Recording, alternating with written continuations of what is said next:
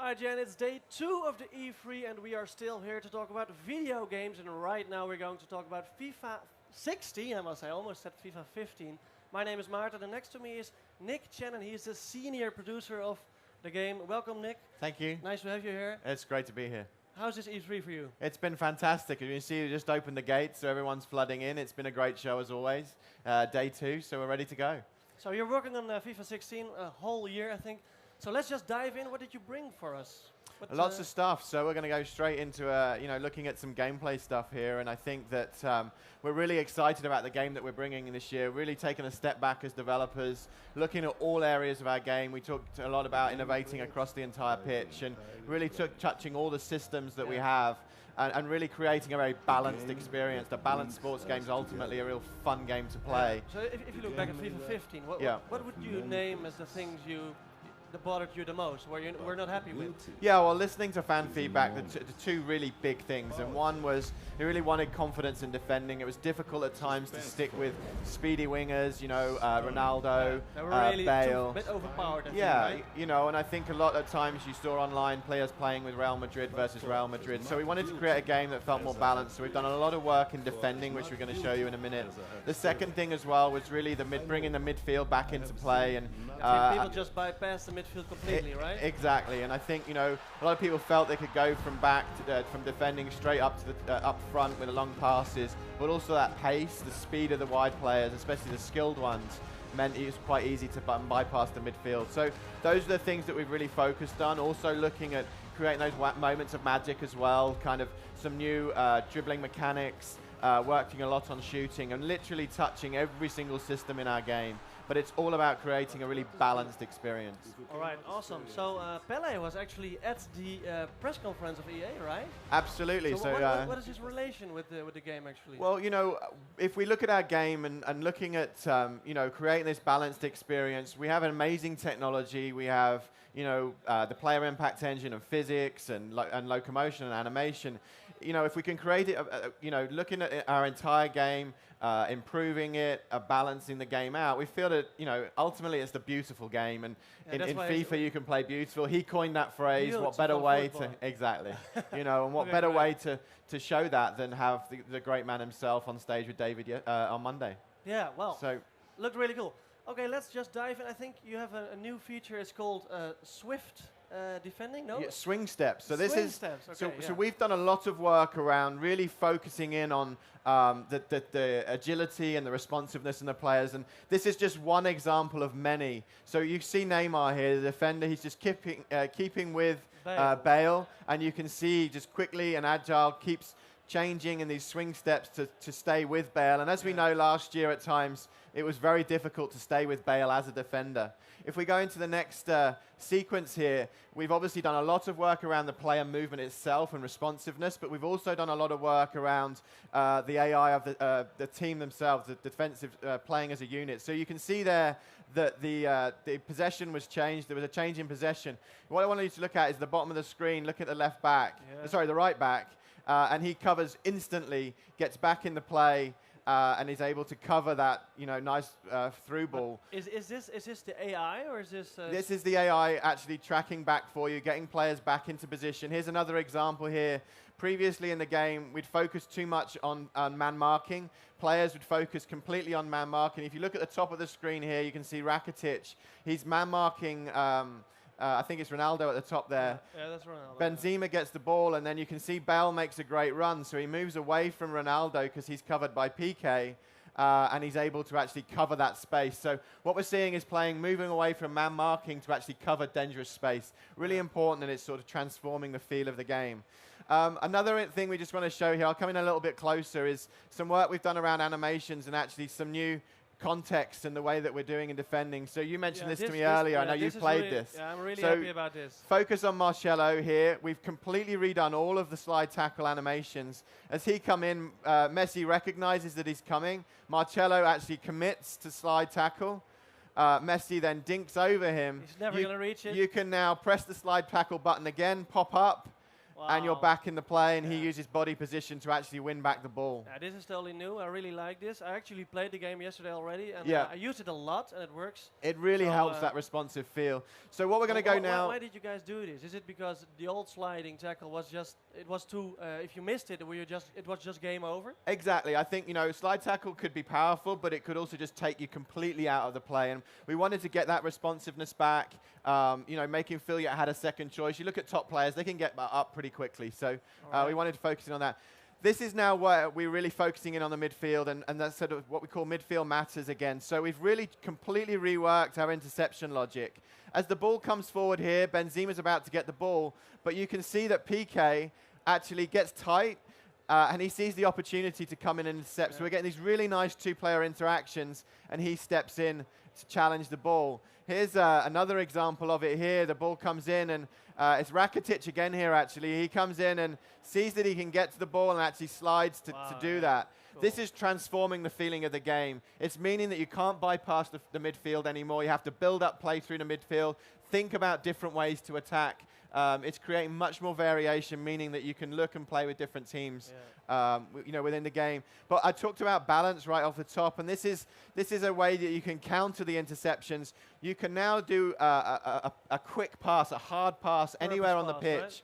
Yeah, it's right bumper and pass, or R1 and pass. Yeah. And you can see here, this is a much quicker pass.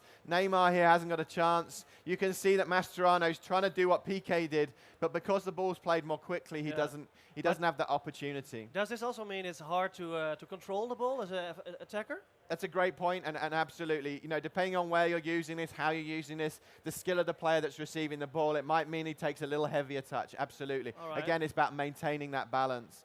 So what we're going to show you here is a new dribbling mechanic. This is what we call no-touch dribbling.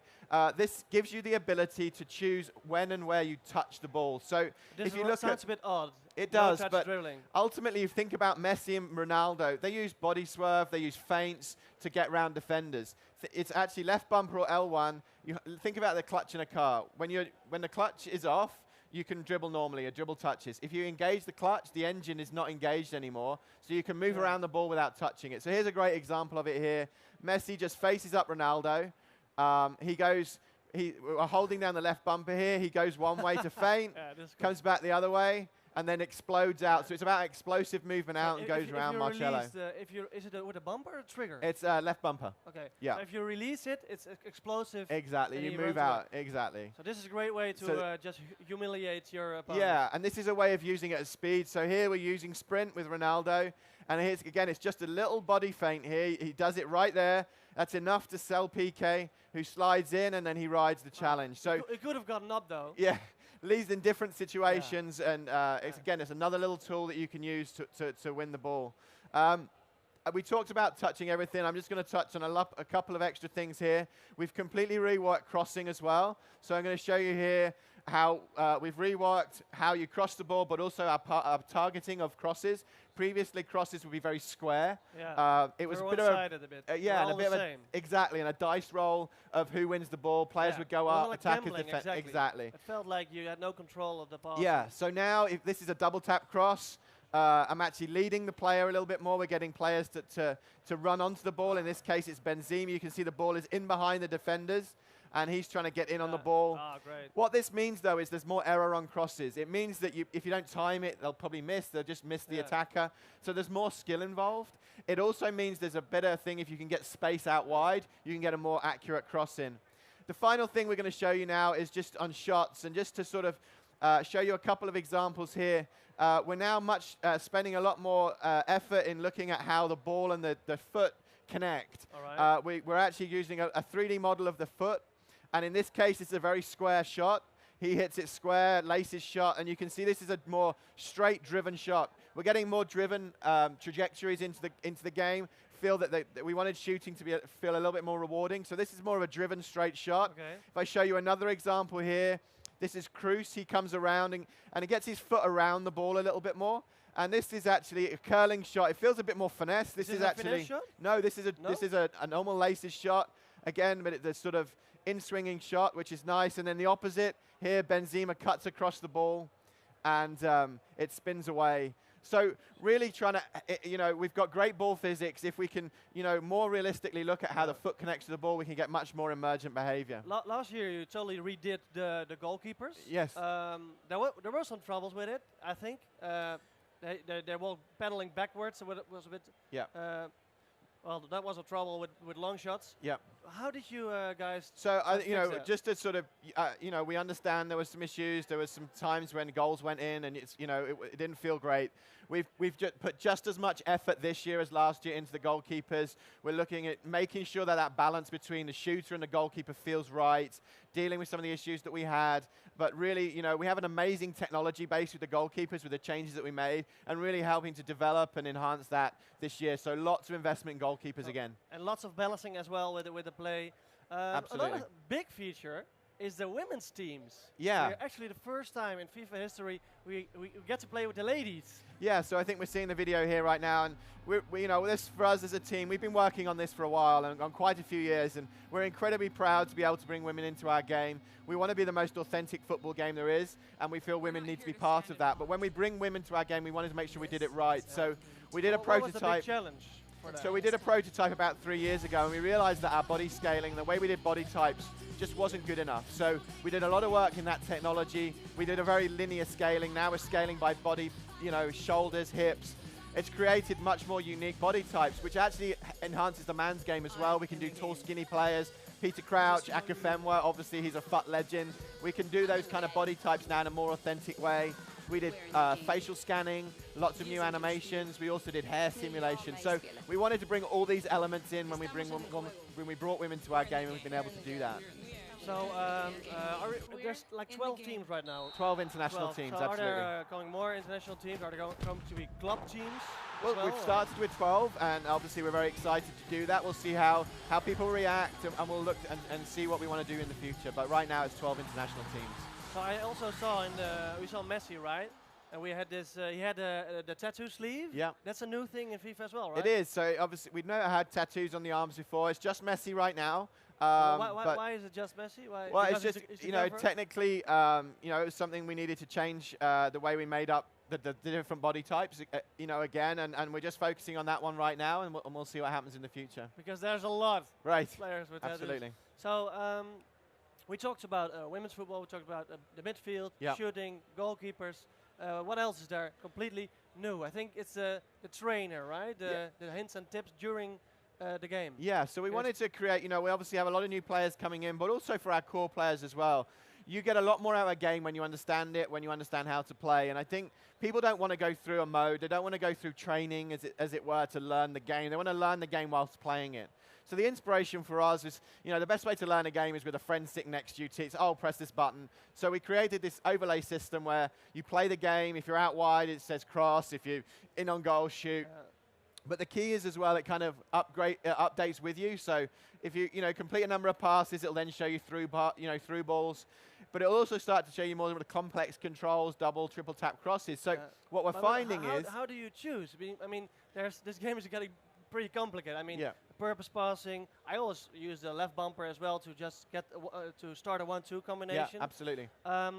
So how do you choose what to tell the player, the new player, obviously? It's a great question. We're looking, basically it'll automatically kind of level up with you. Or for our more experienced players, you can set it to level 5, 6, or 7 and actually have it at that higher level straight away and learn some of the more advanced moves. And again, we're finding everyone learns something, which helps enhance their experience. And that's what it's all about. The more you know about the game, the more you get out of it. All right. Well, thank you very much for being here. So good luck with the game. Thank you very much. Thank you guys for watching. We'll be right back with another awesome game, so stay tuned here at IGN. Thanks for watching.